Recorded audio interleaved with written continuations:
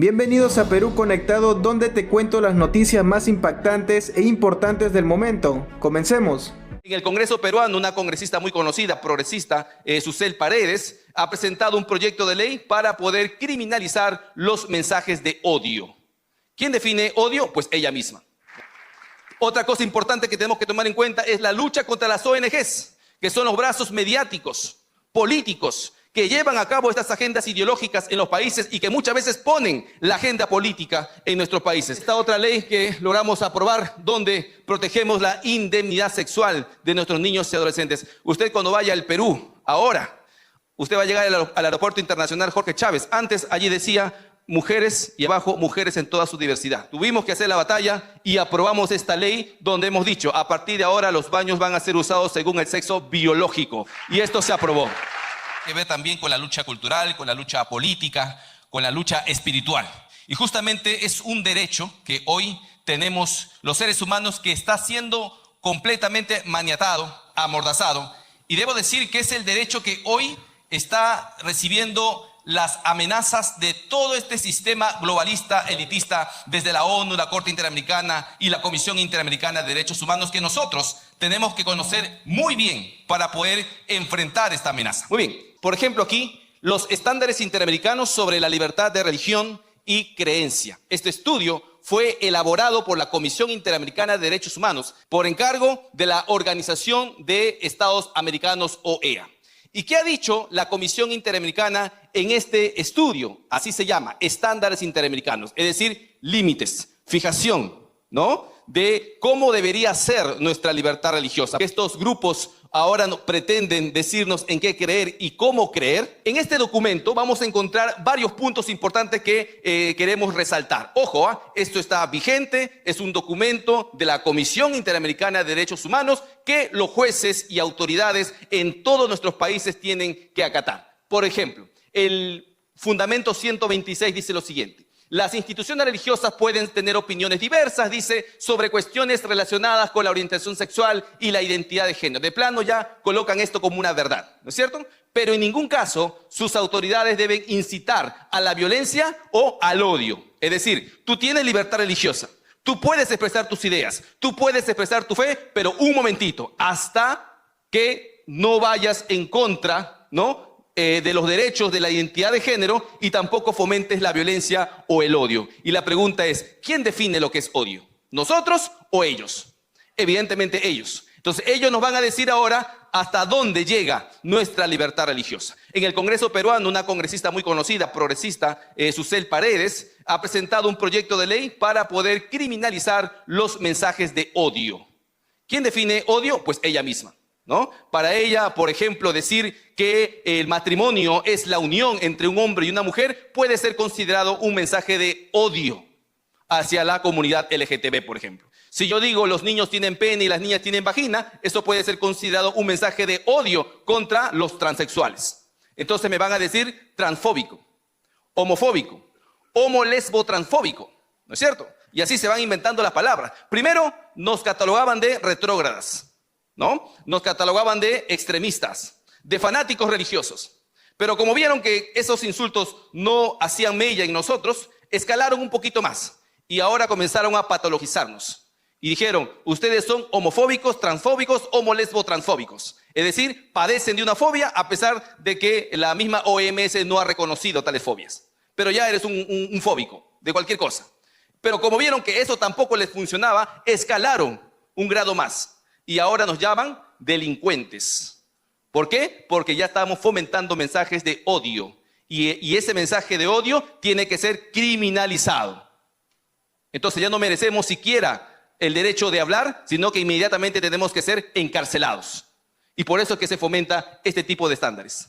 Esto inspira las leyes de crímenes de odio en diferentes países para amordazar a la iglesia. 150. El derecho de los padres, dice yo, tutores, debe respetar las disposiciones de los instrumentos interamericanos que establecen que la educación debe orientarse a formar niños y niñas en el respeto de derechos humanos, las libertades públicas y la tolerancia. Esto que suena bonito, que puede engañar a más de un ingenuo, en realidad tiene todo un plan maquiavélico inmerso.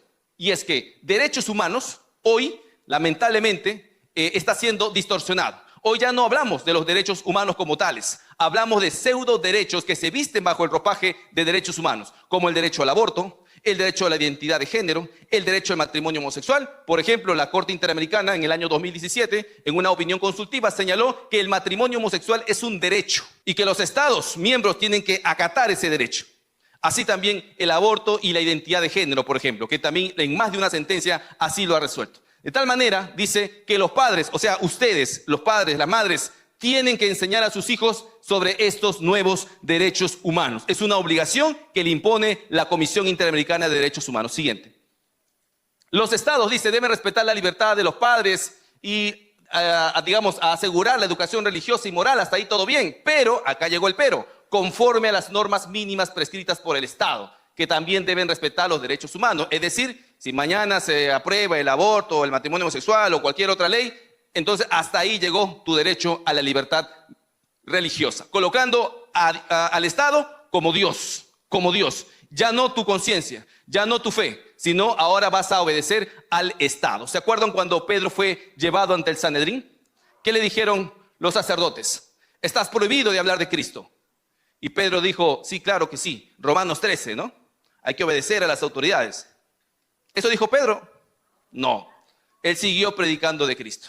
Y le dijo, juzguen ustedes, varones, si es correcto delante de Dios obedecer a ustedes antes que a Dios. Y desobedeció. Y hay momentos en la vida en que tenemos que desobedecer las leyes que se impongan desde el Estado. Siguiente. Bueno, también se impone, ¿no?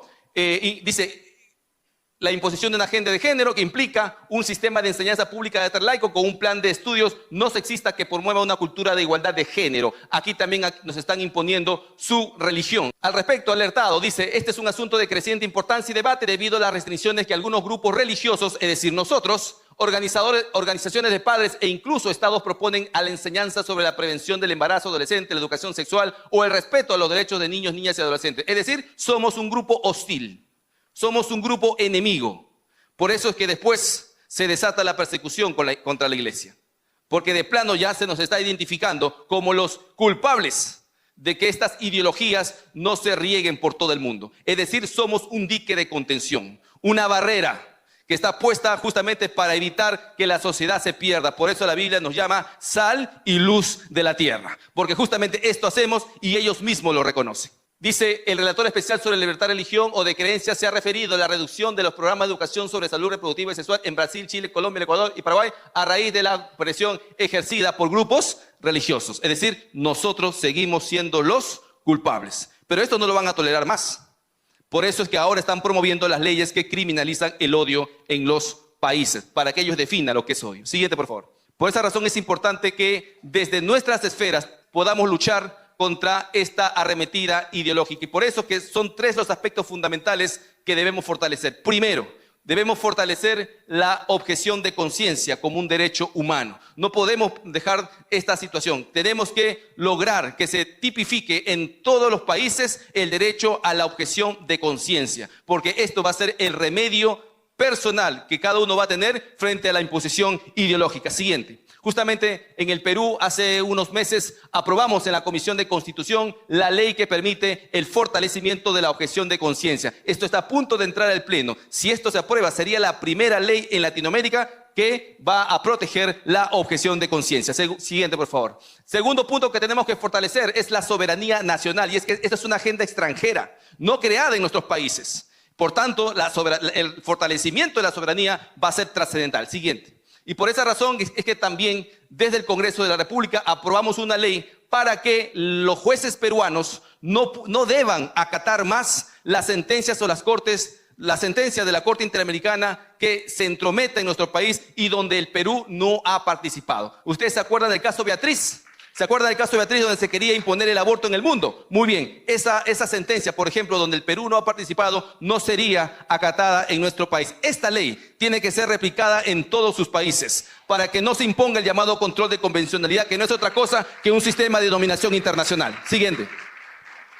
Otra cosa importante que tenemos que tomar en cuenta es la lucha contra las ONGs, que son los brazos mediáticos, políticos, que llevan a cabo estas agendas ideológicas en los países y que muchas veces ponen la agenda política en nuestros países. Ya no son los partidos políticos, ahora son las ONGs. Por eso es que también tenemos que luchar contra ellas. Y en el Perú se acaba de aprobar la ley que fortalece la Agencia Peruana de Cooperación Internacional para supervisar y fiscalizar las ONGs. Hace unos días se multó por primera vez a una ONG por haber recibido más de $1 millón de la Open Society de George Soros y desperdició ese dinero, digamos, en planillas e incluso repartió el dinero a ONGs que hasta este momento no se encuentran habidas. Ese es el negocio. Allí tenemos que cortarles la cabeza, porque si no, ellos van a seguir operando. La fiscalización, le temen a la fiscalización. Así que eso es importante. Siguiente, por favor.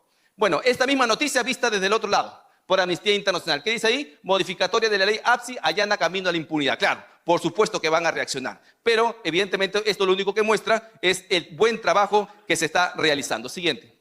Y como tercer punto, el fortalecimiento de la niñez y la familia. Sabemos que nuestras creencias, nuestras convicciones se comparten en la familia. Nosotros los trasladamos a nuestros hijos. Y por eso que la familia sigue y seguirá siendo el último bastión de resistencia frente a todo totalitarismo. Y los enemigos de la familia lo saben. Por eso siempre se han metido en la educación, separando a los padres de la educación sexual para que sean ellos los que adoctrinen a nuestros hijos. Pero eso también tenemos que enfrentarlo. Por esa razón es que, a iniciativa de la congresista Milagro Jáuregui, se aprobó en el Congreso hace unos días la ley que incorpora el enfoque de familia en las políticas públicas. Retirar al género de las políticas públicas e incorporar el enfoque de familia, esa institución que Dios mismo instituyó en la tierra.